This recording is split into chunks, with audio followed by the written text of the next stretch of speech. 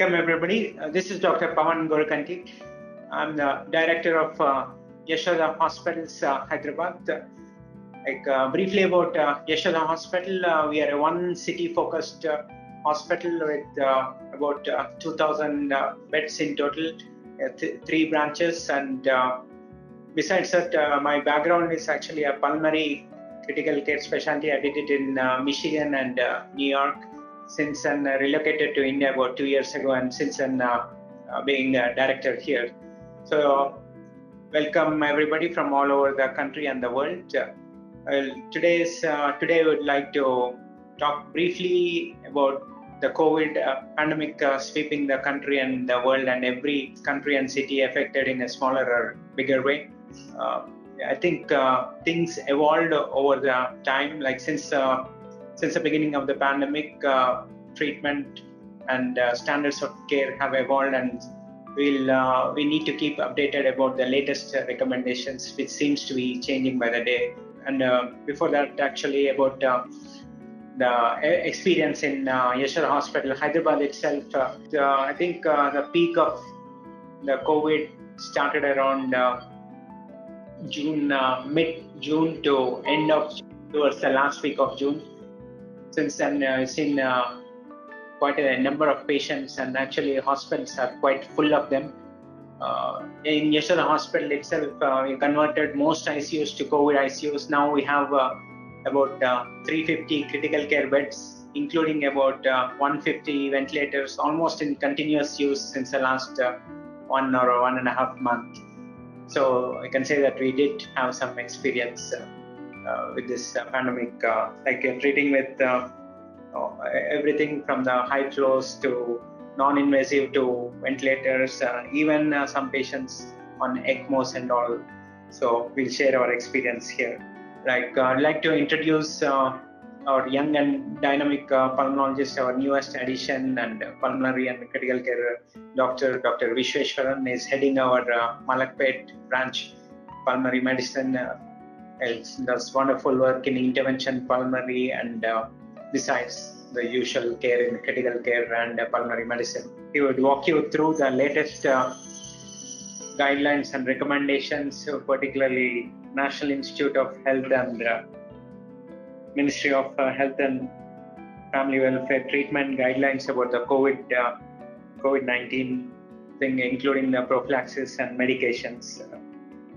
From the beginning of this epidemic, I think we've gone through a series of medications, initially with hydroxychloroquine, lopinavir, ritonavir, we had dexamethasone. Things which came up are remdesivir, the favipiravir, tocilizumab, and besides that, we are even trying low-dose thrombolysis for some selected patients with, particularly with elevated D-dimers, and anti-inflammatory spectrum, and a number of medications, even vitamin D, role of vitamin C, prophylaxis, and multiple treatment options. It's good to have a brief session to run through the latest evidence, whatever is available, and treatment guidelines, because there are so many medications and so many treatment protocols. I think it's best to follow some standardized protocols, just not only for standards of care, but also for the medical legal reasons and everything. So I'll leave it to Dr. Vishweshwaran to talk briefly about experience in Yashoda Malakpet about COVID pandemic, current treatment guidelines, and the latest recommendations, at least for the minimum standards of care. And I'm sure he'll talk about some latest protocols and interesting experiences too.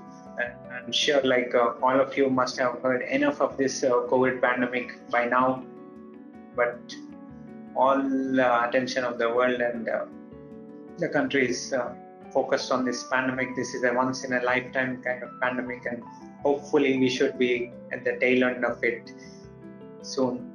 But it's good to, and I mean, it's essential to be up to date with guidelines, recommendations, so that you cannot be wrong with treatment of the patients. So hope you have a good time with this webinar.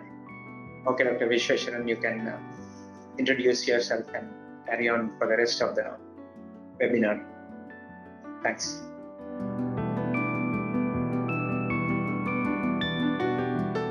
Good evening, friends. Thank you, Dr. Pawan, for the introduction. So today the webinar is about treatment of COVID-19 disease and update. This is primarily based upon the recommendations provided by the National Institutes of Health, USA.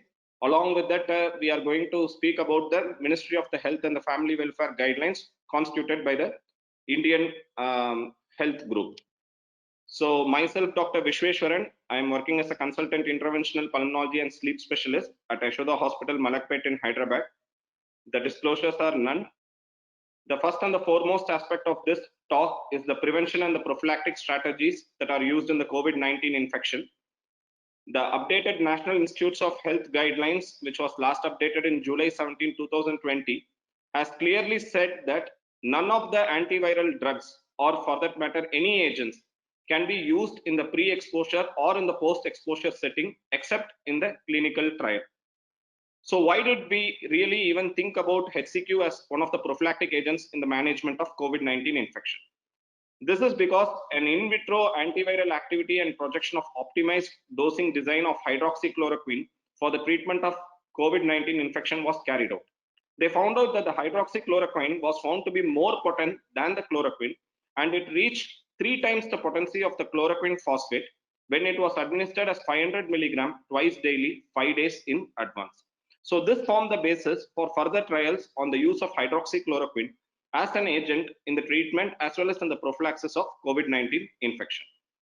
So then came one of the studies which aimed to find out, can post-exposure prophylaxis for COVID-19 be considered as an outbreak response strategy in a long-term care hospital. So this study was conducted in Korea, where post-exposure prophylaxis using hydroxychloroquine was administered to 211 individuals, including 189 patients and 22 healthcare workers, whose baseline RT-PCR tests for COVID-19 were negative. They found out that the post-exposure prophylaxis was completed in 97.4% of patients and in 95.5% of healthcare workers without any serious adverse events. And at the end of the 14 days of quarantine, all the follow-up PCR tests were still negative, suggesting that your HCQ, when used, could have a benefit in the post-exposure prophylaxis of COVID-19 infection. But however, a randomized trial of hydroxychloroquine as a post-exposure prophylaxis was published in the NEGM, where they enrolled 821 asymptomatic participants, and overall 87.6% of these participants reported a high-risk exposure to a confirmed COVID-19 contact. And they found out that when hydroxychloroquine was given, the incidence of new illness compatible with COVID did not differ between the participants receiving the hydroxychloroquine and those receiving the placebo, indicating there is no role of a hydroxychloroquine. And the side effects were more common with hydroxychloroquine than with the placebo, which was 40.1% versus 16.8%. But however, serious adverse reactions were not reported. So the authors concluded that the hydroxychloroquine did not prevent illness compatible with COVID-19 or a confirmed infection when used as a post-exposure prophylaxis within 4 days after exposure. So this formed one of the basis for the guideline recommendation of the National Institute of Health in saying that the HCQ cannot be used as a post-exposure prophylaxis for prevention of getting a COVID once you are exposed to a person having a COVID-19 infection. But however, the Indian Council of Medical Research has a differing view with regard to this, and they substantiated the use of the HCQ as a post-exposure prophylaxis based upon the National Institute of Virology Pune study, which was an in vitro testing which showed a reduction of infectivity or the logarithmic reduction in the viral RNA. They also substantiated their opinion on the use of the HCQ in the post-exposure prophylaxis with the help of a retrospective case control analysis at an ICMR, which was done, which showed a significant dose-response relationship when HCQ was used. And they also quoted 3 central government hospitals in New Delhi studies, which indicated that there is a less likely to develop a SARS-CoV infection when HCQ was administered. And the observational prospective study at AIIMS also showed a lower incidence of SARS-CoV-2 infection amongst patients taking HCQ than those not taking it. So this formed the basis of recommending HCQ as a post-exposure prophylaxis as per the Indian Council of Medical Research. So as per the Indian Council of Medical Research and the Ministry of the Health and the Family Welfare, in India, any asymptomatic household contacts of laboratory confirmed cases should be given HCQ 400 milligram twice a day on day 1, followed by 400 milligram once weekly for next 3 weeks, and it has to be taken with meals.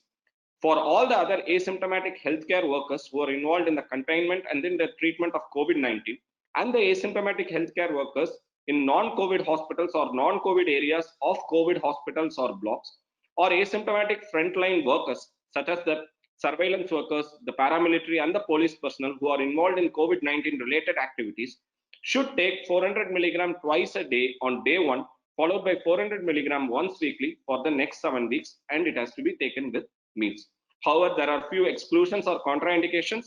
The HCQ should not be used in a patient having a prior retinopathy, in patients having hypersensitivity to the HCQ or G6PD deficiency, or pre-existing cardiomyopathy and cardiac rhythm disorders.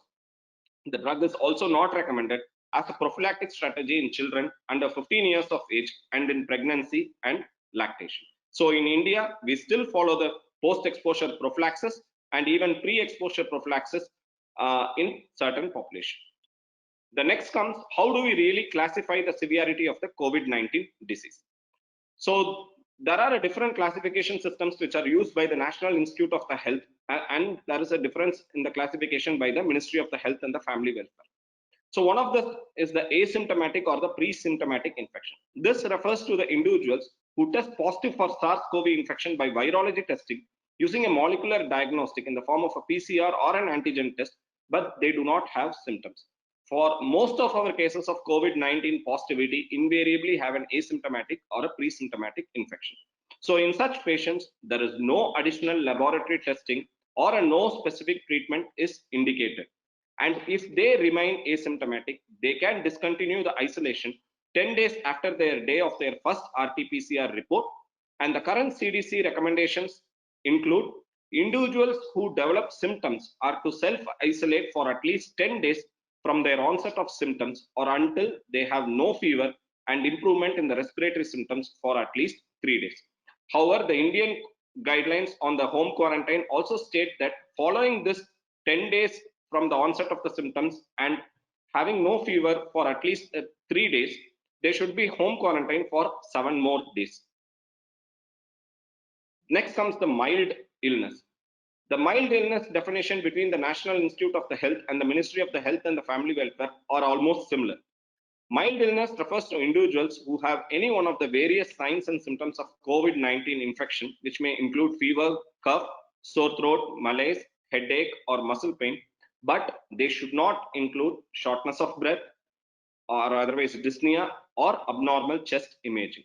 So any patient who do not have signs of lower respiratory tract infection effectively categorized into the mild illness.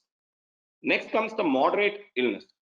Here is where there is a difference between the definition provided by the National Institutes of the Health and the definition by the Ministry of the Health and the Family Welfare. As per the moderate illness by the National Institute of Health, individuals who have evidence of lower respiratory disease by clinical assessment or by imaging and has a saturation of oxygen greater than 94% on room air at sea level. But however, the Ministry of the Health and the Family Welfare guidelines quote the moderate illness as adolescence or an adult with presence of clinical features of dyspnea and or hypoxia, fever, cough, including a saturation less than 94, ranging between 90 to 94. So the Indian guideline does not give a proper definition of a patient who has a CT or who has a radiological imaging suggestive of a pneumonia or a clinical sign suggestive of a lower respiratory tract, but having a saturation above 94. Because most of the patients whom we see in clinical practice have an evidence of pneumonia, but their saturation is more than 94, which cannot be categorized into the moderate illness category of the Ministry of the Health and the Family Welfare guidelines.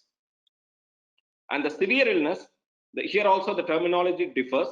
The severe illness, as per the National Institute of the Health criteria, includes a patient who has respiratory frequency greater than 30 breaths per minute, a saturation should fall less than 94% on room air, or a PF ratio should fall less than 300 millimeters of mercury on ABG, or they should have a lung infiltrate greater than 50%. However, as per the Ministry of the Health and the Family Welfare, any patient with clinical signs of pneumonia plus one of the following with a respiratory rate greater than 30, or a severe respiratory distress, or a saturation less than 90% on room air is considered to be a severe case. And critical illness definition: the critical illness, any individual who have respiratory failure, septic shock, and multi-organ dysfunction. Whereas in Ministry of Health and Family Welfare, we have all these things as mentioned as a part of a severe disease, and we do not have the terminology as critical illness. And this includes ARDS, sepsis, and septic shock. So why is this important? So the first important is the management of the mild COVID disease. As per the National Institute of Health guidelines, there is an insufficient data to recommend either for or against any antiviral or immune-based therapy for patient having a mild COVID-19 disease. And most of these patients can be managed in an ambulatory setting or at a home through a telemedicine or remote visits. Symptomatic COVID-19 patients and with risk factors for severe disease should be closely monitored. And in some patients, the clinical course may be rapidly progressive. So a careful monitoring system should be in place when these patients are managed at home. And no specific laboratory evaluations are indicated in otherwise healthy patients with mild COVID-19 disease. That effectively means any patient who has got a mild disease need not undergo any further testing. They need not undergo any hospital or institutional care. The only thing they have to do is they should have their vitals checked properly, and in few cases there may be a rapid progression. And as per the clinical management protocol issued by the Ministry of the Health and the Family Welfare, these patients may be given symptomatic treatment such as antipyretic, which is in the form of a paracetamol for fever and pain, and adequate nutrition and appropriate rehydration. But however, one difference between the National Institutes of Health guidelines and the Ministry of Health and Family Welfare is that the tablet HCQ may be considered for any one of those who have high risk features for severe disease under medical supervision.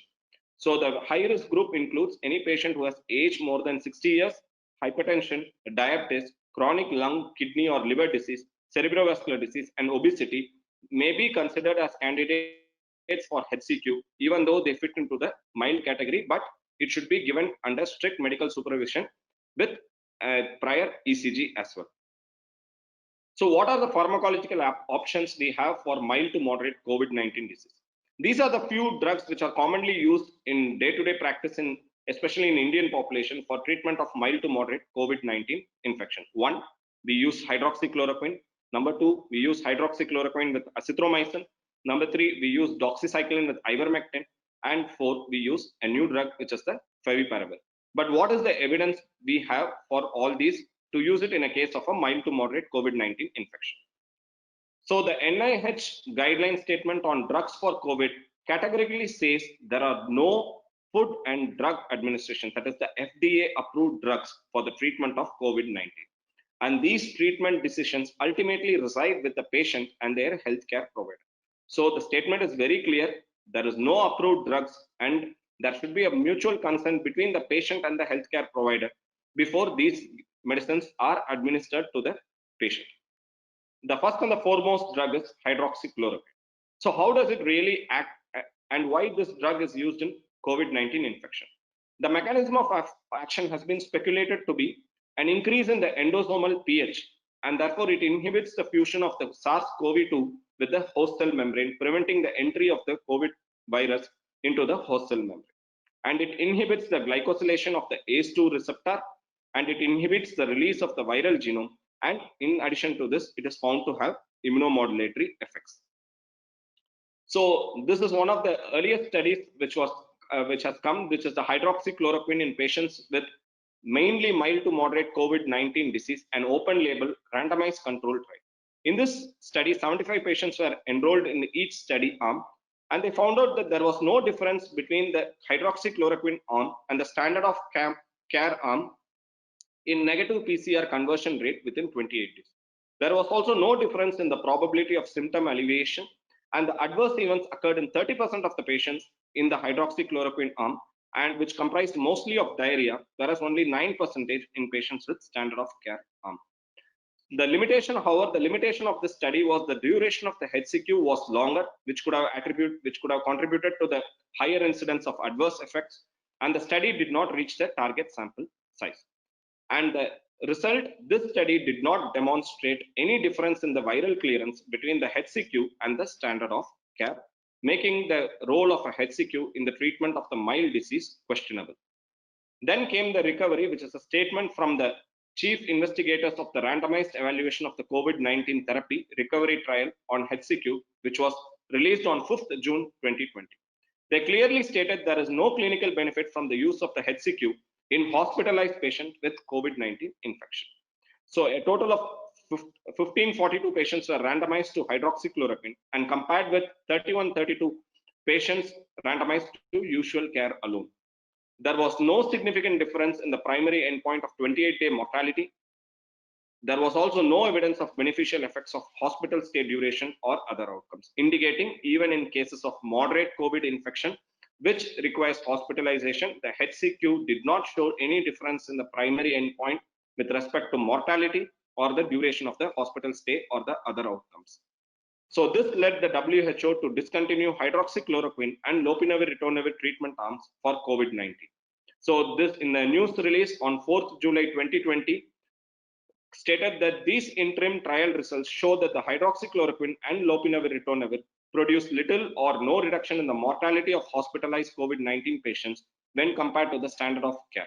The Solidarity trial investigators will interrupt the trials with immediate effect, making almost an end block for the continuation of the trials involving the HCQ and lopinavir-ritonavir in the quest of treatment for COVID-19 infection. What does the National Institute of the Health recommend with respect to HCQ? The panel recommends against the use of the chloroquine or the HCQ for the treatment of the COVID-19 disease. The panel recommends against the use of a high-dose chloroquine, which is 600 mg twice daily for 10 days for the treatment of COVID-19 infection. The panel recommends against the combination of the hydroxychloroquine and azithromycin because of the potential for these toxicity.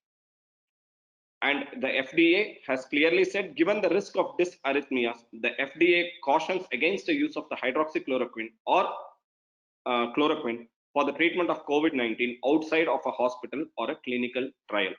When chloroquine or HCQ is used, clinicians should monitor the patient for adverse effects, especially QTc prolongation. So this effectively puts both the HCQ and the HCQ with azithromycin out of question as per the National Institute of the Health guidelines. But however, the Ministry of the Health and Family Welfare in India has come up with its recommendation for the HCQ, and they have said the evidence base behind the use of the HCQ remains limited as with other drugs and should only be used after a shared decision making with the patients while awaiting the results of ongoing studies. As is the case with other antivirals, the HCQ should be used early in the disease course, and when used, the HCQ should be avoided if the QTc is greater than 500 milliseconds. And the dose is 400 mg on day 1, followed by 400 mg for next 4 days. So in India, even as of now, for patients with mild, especially requiring high risk category, and patients with moderate who are hospitalized, can be administered HCQ despite the National Institute of the Health recommendations clearly mentioning there is no role of a chloroquine or a HCQ except in a case of a clinical trial setting. Another important drug which is regularly used is the doxycycline and the ivermectin, which was published by the Bangladesh group. So a randomized trial of ivermectin, doxycycline and hydroxychloroquine azithromycin therapy on COVID-19 patients was done. This is actually a preprint, and they should not be considered conclusive or used to inform a clinical practice or referenced by the media as validated information, which has been clearly mentioned. The method they used was an ivermectin 200 micrograms per kilogram was administered as a single dose, and doxycycline BD was administered for 10 days. The arm B consisted of HCQ 400 milligram on day 1, followed by 200 milligram BD for next 9 days, along with azithromycin 500 milligram daily for 5 days. In the conclusion, they showed that the ivermectin doxycycline combination showed a trend towards superiority. However, the difference in time to becoming symptom free and the difference in time to negative PCR was not statistically significant. And neither the National Institutes of the Health or the Ministry of the Health and Family Welfare in India have recommended the use of the doxycycline and ivermectin, and the evidence is still emerging. The another most important drug which is already into the market and has been used more widely in Indian setting, especially for patients with mild to moderate COVID-19 disease, is the use of the favipiravir. The favipiravir was initially approved for the therapeutic use in resistant case of influenza 2014. The mechanism of action is that it targets the RNA-dependent RNA polymerase enzyme. It has also been investigated for treatment of life-threatening pathogens such as the Ebola virus, the Lassa virus, and now the COVID-19 disease. This drug is not approved by the FDA. It is not recommended by the National Institute of the Health or the Ministry of the Health and the Family Welfare guidelines. It is only approved by the CDSCO body of India for restricted use, and every patient should sign an informed consent before starting treatment with favipiravir, and it has been approved on emergency approval category. So in a public notice issued by the Drug Controller General of India, considering the emergency and the unmet medical need for COVID-19 disease, the CDSCO has approved restricted emergency use of remdesivir injectable formulations for treatment of patients with severe COVID-19 infection and favipiravir tablets for mild to moderate COVID-19 infections subjected to various conditions and restrictions. So it is still a restricted emergency use, and this drug should be used only after a mutual consent between the patient and the practicing physician. The dose is 1800, dose recommended by the pharmaceutical company is 1800 milligram twice a day on day 1, followed by 800 milligram twice a day from day 2 to day 14. The contraindications include hyperuricemia, severe hepatic and renal impairment, pregnant women, and lactating mothers. There is a critical review and analysis of the approval of favipiravir for restricted emergency use in mild to moderate COVID-19 infection. This study has critically reviewed the way in which the favipiravir has been approved by the CDSCO. Based on the review and the analysis, the author considered that the two crucial publications quoted in the product information, a study by Changxi et al. And Kai-Q et al., do not provide convincing evidence for the efficacy of favipiravir. The entire clinical data presented in the press release and the product information do not offer undisputed support for the efficacy of favipiravir in mild to moderate COVID-19 infection.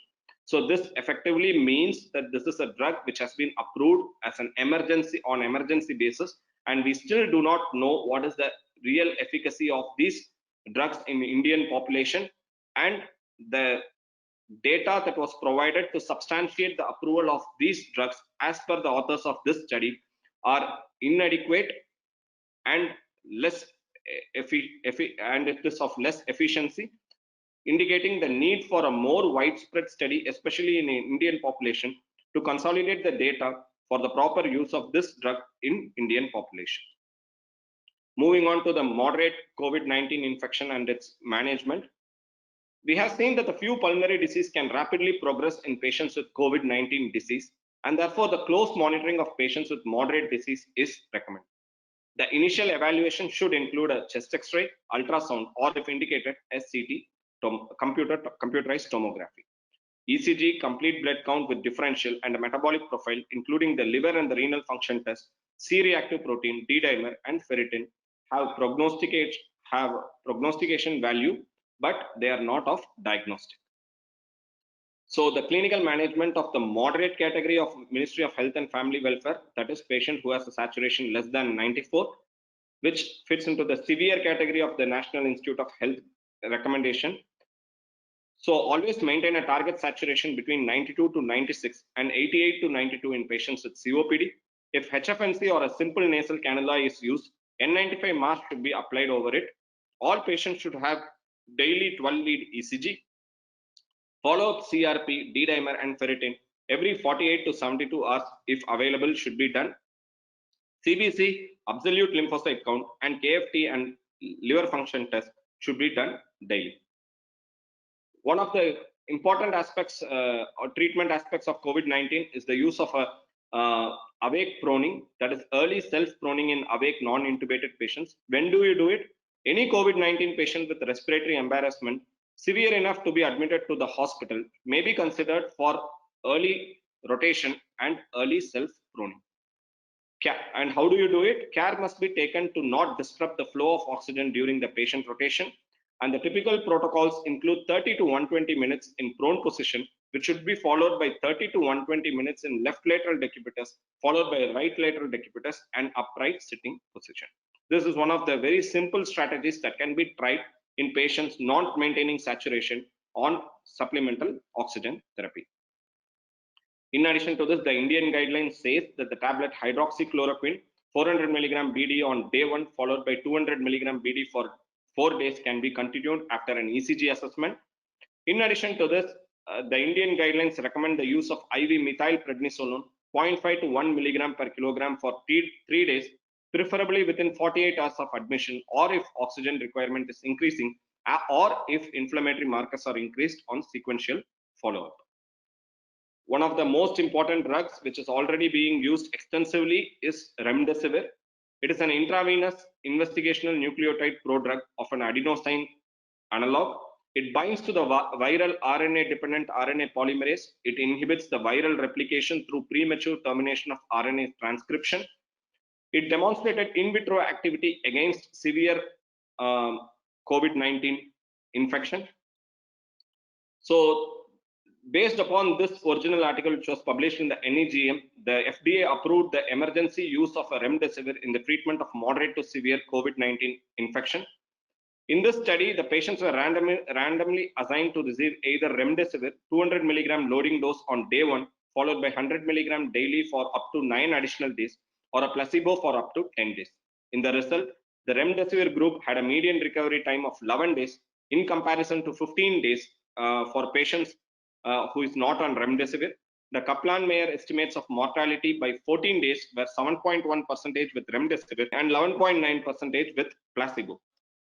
So based upon this study, it was found that the remdesivir had an earlier median recovery time, and remdesivir was also found to have a slight difference in the mortality rate. So based upon this, the FDA approved the use of remdesivir on an emergency approval strategy. But however, the Ministry of the Health and the Family Welfare recommendation for remdesivir is under the emergency use authorization, and it may be considered in patients with moderate disease, those on oxygen. The contraindications include patients having a liver dysfunction with AST bar ALT greater than 5 times the upper limit of normal, patients having a severe renal impairment, that is EGFR less than 30 ml per minute per meter square, or need for hemodialysis, patients who are pregnant or lactating females, children less than 12 years of age. The dose recommended by the Indian guidelines is 200 milligram IV on day 1, followed by 100 milligram IV daily for 5 days. The various National Institute of Health recommendation for remdesivir, it clearly states that the remdesivir should be prioritized for use in hospitalized patients with COVID-19 infection who require supplemental oxygen but who are not on high flow NIV, mechanical ventilation, or ECMO. So if you administer remdesivir early in the course of infection, especially for patients who require supplemental oxygen, you may prevent them from landing up into high flow nasal oxygen or NIV or mechanical ventilation or ECMO, because the data of remdesivir in patients with severe COVID infection requiring mechanical ventilation or high flow nasal cannula or ECMO are very scarce and insufficient to provide a recommendation. So still remdesivir is recommended mainly for patients with moderate COVID-19 infection who require oxygen supplementation. And use of remdesivir for patients with mild to moderate COVID-19 infection, the NIH guideline clearly states there is insufficient data for the panel to recommend either for or against the use of remdesivir in patients with mild or moderate COVID-19 who do not require oxygen supplementation. The panel recommends remdesivir for 5 days or until hospital discharge, whichever comes first. So for patients requiring oxygen, the duration of the therapy is 5 days. The duration of the therapy for patients who have not shown clinical improvement after 5 days of therapy, the guideline says there are insufficient data on the optimal duration of remdesivir therapy for patients who have not shown improvement after 5 days of therapy. And in this group, the expert panel believes that the total duration of the remdesivir can be extended up to 10 days. So if you have a patient on oxygen for whom you start remdesivir and you feel that the patient is not improving after 5 days of treatment with remdesivir, you can continue this treatment for up to 10 days, and it is mainly based upon the expert evidence. The various adverse effects include gastrointestinal symptoms like nausea and vomiting, elevated transaminase levels, increase in the prothrombin time without an elevation in the INR. And one of the key drug interaction is chloroquine or hydroxychloroquine should not be co-administered along with remdesivir because they decrease the antiviral activity of remdesivir, and therefore co-administration of these drugs are not recommended.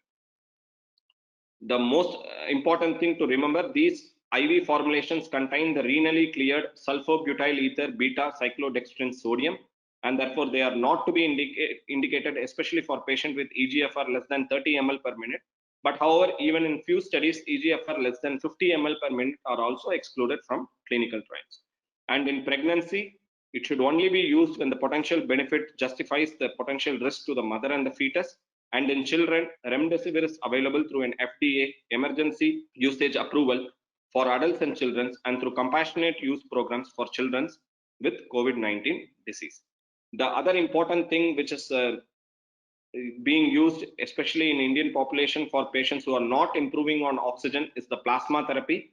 And this is the Ministry of the Health and the Family Welfare recommendation on plasma therapy.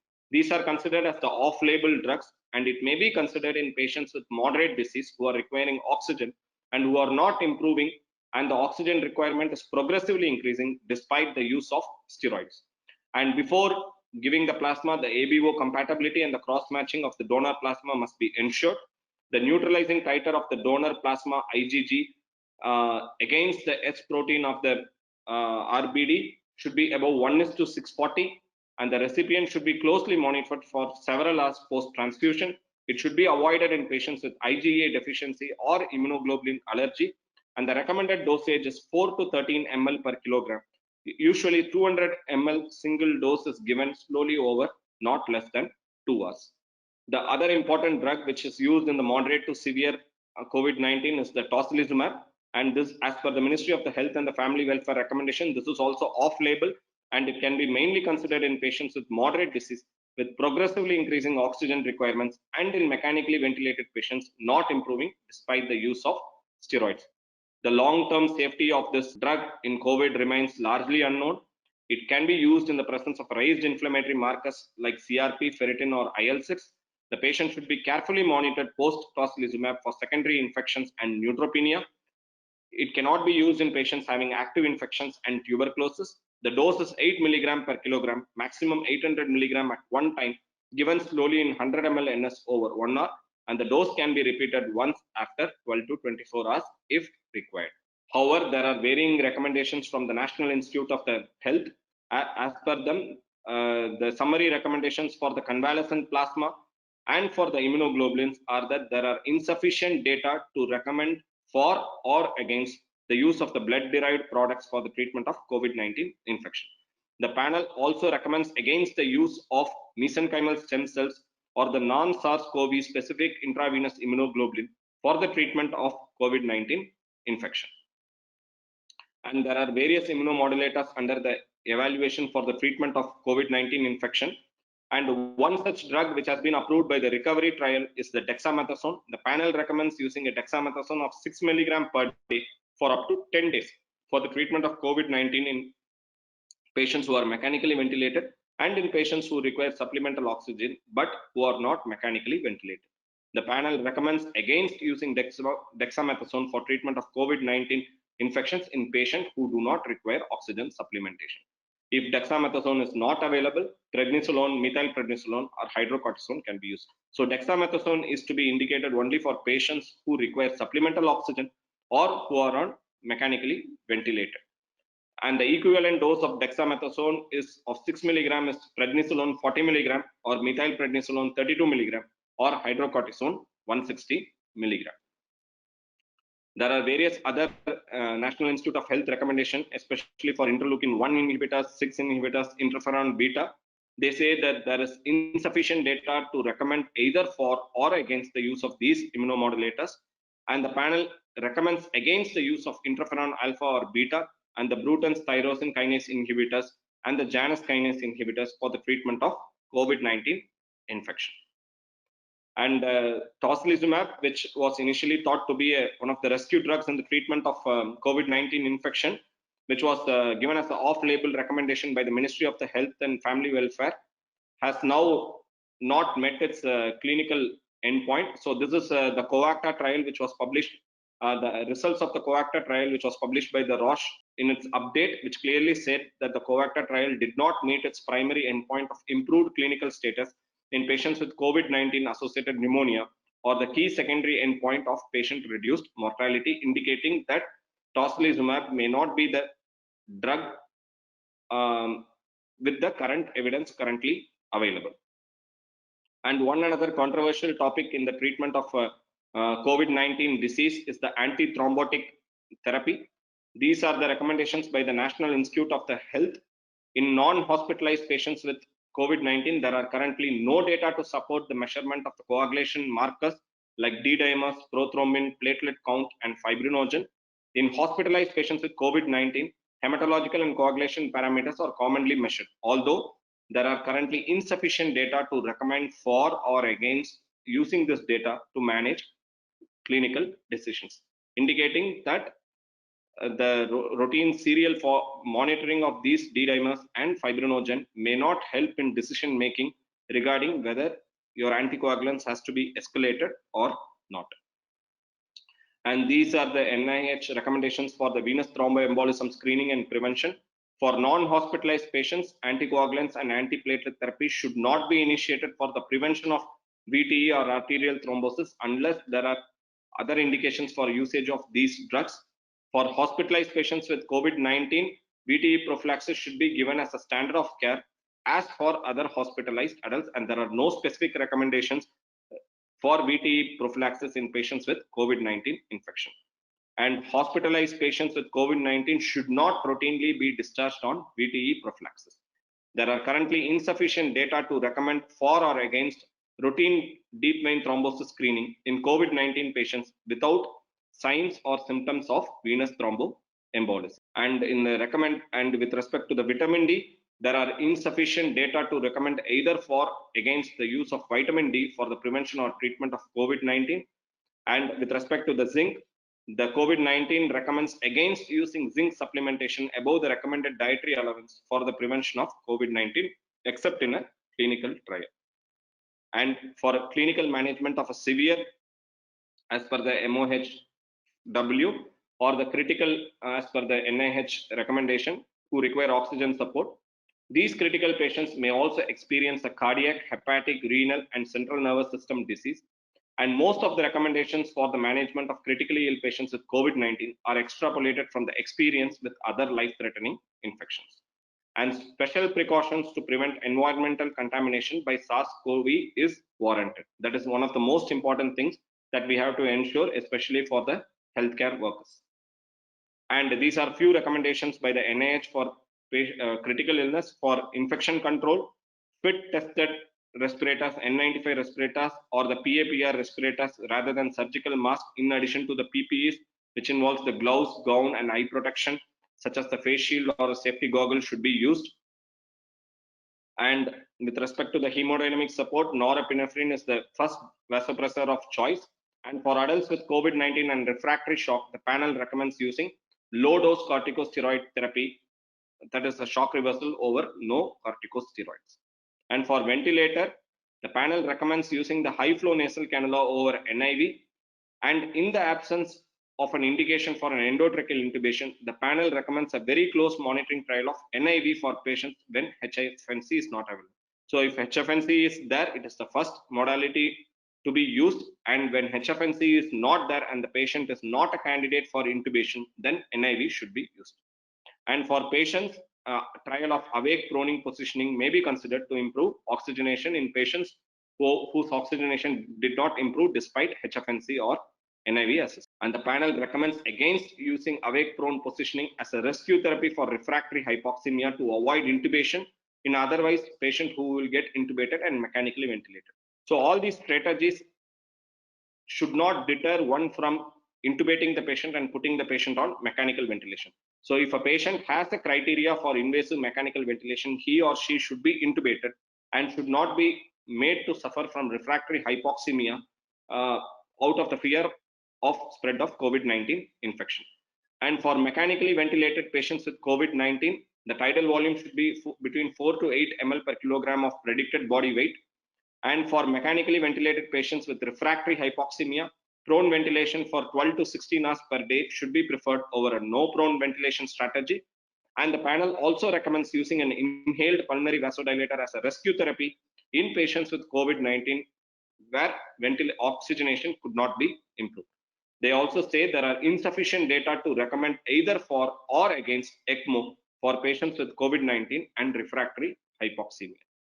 So before I conclude, this is the last guideline which we have received from the Ministry of the Health and the Family Welfare, where the treatment protocols are based upon the mild, which does not involve the lower respiratory tract, moderate, which involves the lower respiratory tract, but the saturation is between 90 to 94, and severe when the saturation falls less than 90. In all these, the HCQ has been promoted and it is still being used. And even the anticoagulation, prophylactic anticoagulations are being encouraged by the Ministry of the Health and the Family Welfare. And especially remdesivir and tocilizumab and convalescent plasma are still off-label recommendations and emergency drug approval recommendations as per the Ministry of the Health and the Family Welfare guidelines. So, but before I conclude this talk, whatever we have spoken till now, including the latest updated NIH guideline, which was issued in the fag end of the July, all these are under evaluation, and these are not sacrosanct recommendations, and most of them are expert recommendations. And when we really look into this evidence-based medicine, it is not always the best evidence that only counts. It also depends upon the patient values and the preferences and the clinical expertise. And this especially holds good when you are treating a case like a COVID-19 infection, where the data is evolving and every day new study results are coming, and many people have clinical experiences which are not validated by means of adequate data. So having given this recommendations, these recommendations are a general recommendations to guide you in the management of a COVID-19 infections, but these are not the hard and fast rule recommendations. And the beauty of the evidence-based medicine is that it should involve a best evidence, it should involve a patient value and preference, and it should involve a clinical expertise. And only when all three interact in pursuit of the best possible outcomes, this evidence-based medicine really adds to the patient outcomes. So thank you for a patient listening. And we will send you a link where you can put your email and send you the list of questions for which we will revert back to you with the answers. Thank you.